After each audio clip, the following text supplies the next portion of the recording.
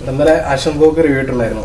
വളരെ മികച്ച റിവ്യൂ ആണ് കേട്ടത്. അപ്പൊ അതിന്റെ താഴെ വരുന്നത് അശ്വന്ത് ഗോക്കിന് പൈസ കൊടുത്തിട്ടുണ്ട്, അങ്ങനെ ചെയ്യിപ്പിച്ച റിവ്യൂ ആണ്, അല്ലാതെ അയാൾ ഇങ്ങനെ പറയേണ്ട ആവശ്യമില്ല എന്നാണ് പറയുന്നത്. അപ്പൊ അതിനെ കുറിച്ച് അശ്വന്ത് ഗോക്കിനോടൊന്ന് ചോദിച്ചു. നമ്മളെ കുറിച്ച് കേട്ടിട്ട് പോലും ഇല്ല, പുള്ളി പടം മാത്രമേ കണ്ടിട്ടുള്ളൂ. KG ജോർജിന്റെ ഒരു ഇന്റർവ്യൂവിൽ KG ജോർജ് പറയണ്ടായി, കല എന്ന് പറയുന്നത് ആളുകളെ സംസാരിച്ച് അവർക്കായിട്ട് കമ്മ്യൂണിക്കേഷൻ ചെയ്താൽ മാത്രമേ അത് കലാസൃഷ്ടിയാവൂ എന്ന് പറയുന്നുണ്ട്.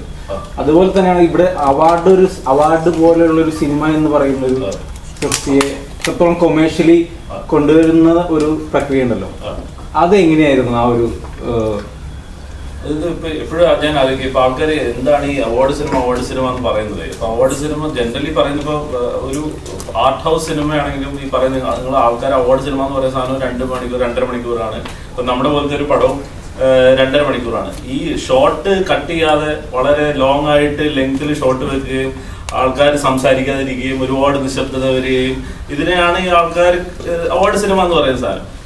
ആട്ടത്തിൽ എനിക്ക് തോന്നുന്നത് ഒരു 250 കിലോ ഡയലോഗ് ഉണ്ട്. രഞ്ജി പണിക്കറിന്റെയൊക്കെ പഴയ സിനിമ അത്രയും ഡയലോഗ് ഉണ്ട്. എനിക്ക് തോന്നുന്നില്ല, നമ്മുടെ എഡിറ്റർ ഇവിടെ ഇരിപ്പുണ്ട്, എനിക്ക് തോന്നുന്നില്ല ഒരു 7-8 സെക്കൻഡിന്റെ മുകളിലോട്ടൊരു ഷോട്ട് കട്ട് ചെയ്യാതെ വെച്ചിട്ടുണ്ടോ എന്ന് എനിക്കറിയില്ല. അത്രയും ഫാസ്റ്റ് ആയിട്ട് പോകുന്ന, അത്രയും ഡയലോഗ് ഇന്റൻസീവ് ആയിട്ടുള്ള, അങ്ങോട്ടും ഇങ്ങോട്ടും ഒട്ടക്കുള്ള അത്രയും ഫാസ്റ്റ് ആയിട്ട് പോകുന്ന ഒരു സിനിമയാണ്. അപ്പോ അതുകൊണ്ട് എനിക്ക് ഇതിന്റെ ഒരു ബുദ്ധിമുട്ട് ഒരിക്കലും ഫേസ് ചെയ്യേണ്ടി വന്നിട്ടില്ല. അത് ഇതെങ്ങനെ കൊമേഴ്ഷ്യൽ പടം ആക്കാം എന്ന് എനിക്ക് ആലോചിക്കേണ്ടേ വന്നിട്ടില്ല. കാരണം എന്നെ സംബന്ധിച്ചിടത്തോളം ആദ്യം മുതൽ വളരെ മാസിനുതകുന്ന കൊമേഴ്ഷ്യൽ സിനിമയാണ്. പിന്നെ നമ്മൾ പറയുന്ന ഒരു രീതിയുണ്ട്, അത് ചിലപ്പോൾ ആ ശൈലി വേറെ ആയിരിക്കും, അല്ലെങ്കിൽ നമ്മൾ പറയുന്ന സബ്ജക്റ്റ് ഉണ്ടാവും. നമ്മുടെ ക്യാരക്ടേഴ്സ് ചിലപ്പോൾ ഇതിനു മുമ്പേ കാണാത്ത രീതിയിലുള്ള ക്യാരക്ടേഴ്സ് ആയിരിക്കാം. നമ്മുടെ സബ്ജക്റ്റ് നമ്മൾ ഡീൽ ചെയ്തിരിക്കുന്ന ഇതിനു മുമ്പ് കാണാത്തൊരു രീതിയായിരിക്കാം. പുതിയ കാഴ്ചയാണ്, അല്ലാതെ വേറൊരു തരത്തിൽ അങ്ങനെ ചലഞ്ച് എനിക്ക് ഉണ്ടായിട്ടില്ല. എനിക്ക് തോന്നിയിട്ടുള്ളത് ഇതൊരു മെറിറ്റാണ് ശരിക്കും. ഇപ്പൊ എനിക്ക് തോന്നുന്ന ആളുകൾ എപ്പോഴും ഈ ഒറിജിനൽ എന്ന് പറയുന്ന പരിപാടിക്ക് ഭയങ്കര വാല്യൂ ആണ്. നമ്മളെപ്പോഴും ഇമിറ്റേഷനും അല്ലെങ്കിൽ നമ്മൾ കൺവെൻഷനും ഫോളോ ചെയ്യുന്നതിലും മൂല്യമുണ്ട് ഒറിജിനൽ എന്ന് പറയുന്ന പരിപാടി. ഇപ്പോൾ നമുക്ക് കിട്ടുന്ന വലിയൊരു കോണ്ടന്റ് ആട്ടം ഭയങ്കര ഒറിജിനലാണ്, അല്ലെങ്കിൽ ആട്ടം പുതിയതാണ്, അല്ലെങ്കിൽ ആട്ടം പുതിയ കാഴ്ചയാണെന്ന് പറയുന്ന ഒരു സാധനം ഉണ്ടല്ലോ. അതായത് നമ്മുടെ കമേഴ്ഷ്യൽ സിനിമ ഒരു ഫോർമാറ്റ് ഉണ്ട്, ഒരു കമേഴ്ഷ്യൽ സിനിമ ഇങ്ങനെ ആയിരിക്കണം എന്ന് പറയുന്ന ഒരു ഫോർമാറ്റ് ഉണ്ട്. അത് ആട്ടത്തിൽ ബ്രേക്ക് ചെയ്യപ്പെട്ടിട്ടുണ്ട്. അത് ഒരു ഫിലിം മേക്കറിന്റെ കോൺഫിഡൻസ് ആണ്, ഒരു ഫിലിം മേക്കറിന്റെ ക്വാളിറ്റിയാണ്.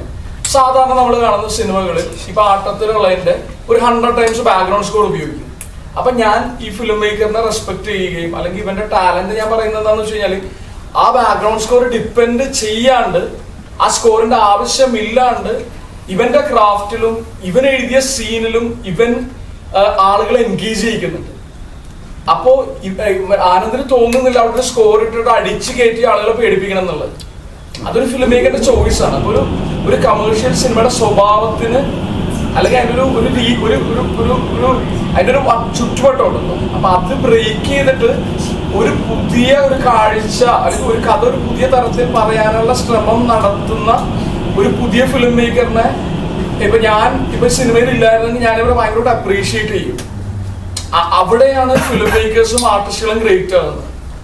നിങ്ങൾ എന്ത് പുതിയത് ചെയ്യുന്നു, അല്ലെങ്കിൽ നിങ്ങൾ എന്ത് സ്ട്രോങ് ആയിട്ടുള്ള ഒരു കോണ്ടന്റ്, ഒരു പുതിയ കോണ്ടന്റ് മുന്നോട്ട് വെക്കുന്നു എന്ന് പറയുന്നിടത്താണ് നമ്മളീ പറയുന്ന ഏറ്റവും വലിയ ഗ്രേറ്റ് ആക്ടേഴ്സിനെ കരുതുന്നത്. അവർ ഭയങ്കര ഒറിജിനൽ ആയിട്ടാണ് ചെയ്യുന്നത്, വേറൊരാളുടെ ഇമിറ്റേഷൻ ഉണ്ടാവില്ല. അപ്പൊ ആട്ടം അങ്ങനെ ഒരു സിനിമയാണ്.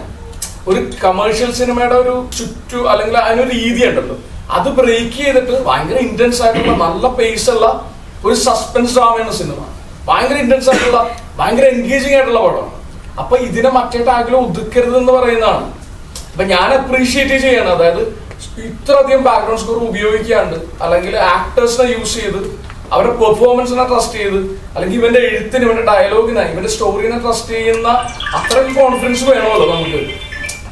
ഈ പറയുന്ന ഈ വേറെ ഉപാധികൾ ഉപയോഗിക്കാണ്ട് എനിക്ക് എന്റെ സിനിമ ഹോൾഡ് ചെയ്യാൻ പറ്റും എന്ന് പറയുന്നത് ഒരു ഡയറക്ടറിന്റെ ഗ്രേറ്റ്നെസ് ആണ്.